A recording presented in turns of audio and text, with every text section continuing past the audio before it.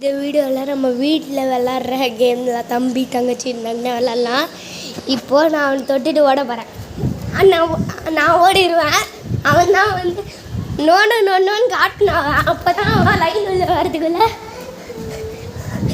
நம்ம ஓடிடணும். லைன் தேவையில்ல, லைன் மாதிரி அவன் ஆப்னட் மட்டும் லைன் வச்சுருவாங்க. பெரியவங்களாம் லைன் வச்சுக்கிறாரு. ஓகே, நான் செகண்ட் கேம் இப்போ காமிக்கிறேன், வெயிட் பண்ணுங்கள். இப்போ வீட்டில் வண்டி மாதிரி இருந்ததுன்னா உங்களுக்கு வந்து இந்த டேஷிங் தான் ஆப்னட் காருன்னு ஒரு கேம். அது எப்படின்னா இதுனா நடுவில் ஒரு சென்டர் கோடு இருக்கணும். இதுதான் அந்த சென்டர் கோடு, இதான் அந்த சென்டர் கோடு. நீ அங்கே போ டிஷ் பண்ணலாம். நான் டிஷ் தான் சொல்லியிருக்கேன். வா, இப்போ இப்போ நம்ம தான் போய் அவனை டிஷ் பண்ணிட்டு டங்குன்னு வந்துடணும். டேஷிங் தான் இடிக்கிறது. அவனை தொட்டுட்டு வந்தாச்சு.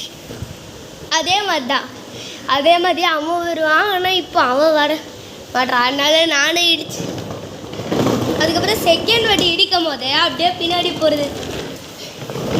இப்படி சுற்றணும், பின்னாடி ஒரு அடி சுற்றணும். அவன் லைன் வர்றதுக்குள்ளே ஆணை கத்தனானா டக்குன்னு உள்ளே போயிடணும்.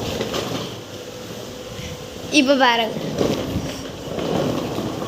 நான் அப்படி இடிச்சுட்டு ஓடுறேன்னா இப்போ அவன் நடுவில் இங்கே வந்தானா நான் இதில் ஒரு சுற்றிட்டு அவன் ஆணை கத்தும் போது நான் அந்த நம்ம லைன் உள்ள வந்துடணும். அதுதான் கேம். இப்போ தேர்டு கேம் காமிக்கிறேன் ஃப்ரெண்ட்ஸ், வெயிட் பண்ணுங்க. இப்போ தேர்டு கேம் வந்து இப்படி போயிட்டு அப்படியே ட்ரிஃப்ட் அடிக்கணும். அதுதான் அந்த கேமு. ட்ரிஃப்ட் அண்ட் பேலன்ஸ் தான். கீழே உள்ள அவுட்டு.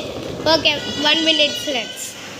ஃபோர்த் கேம் காமிக்கிறேன். தேர்டு கேம் வந்து நீங்கள் நிறையா பேர் விளையாடி இருப்பீங்க. இப்படி சேரு பின்னாடி சுற்றிட்டு கொஞ்ச நேரத்தில் ஏதாச்சும் சவுண்டு மாதிரி வச்சுக்கோங்க. ஃபோனில் சவுண்டு மாதிரி வச்சுட்டு டக்குன்னு உட்காந்துடணும். இப்படி அதுதான் கேம். அதுக்கப்புறம் திருப்பியாக சுற்றிட்டு செகண்ட் இதில் யார் உட்காராங்களோ அவங்க தான். இப்போ அவன் உட்காண்டா எனக்கு ஒன்று அவனுக்கு ஒன்று.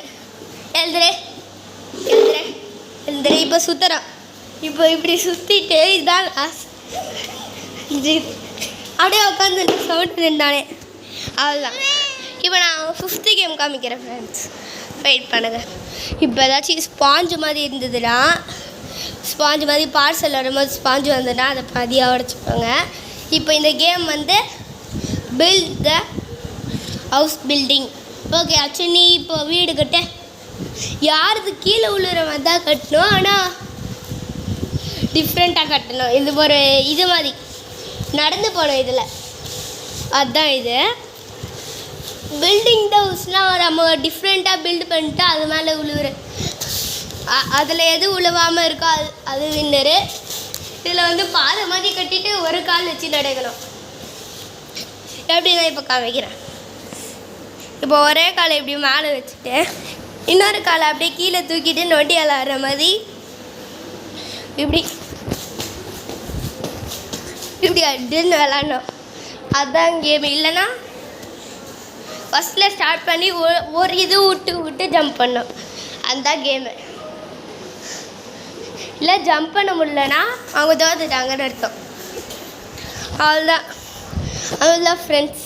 நான் இருக்கிற 5 கேம்ஸ் காமிச்சிட்டேன். இதில் ஏதாச்சும் ஒன்று இல்லை அந்த 5 கேம்ஸையும் ட்ரை பண்ணி பாருங்கள். லைக் அண்ட் சப்ஸ்கிரைப் மட்டும் பண்ணிடுங்க ஃப்ரெண்ட்ஸ். பாய்.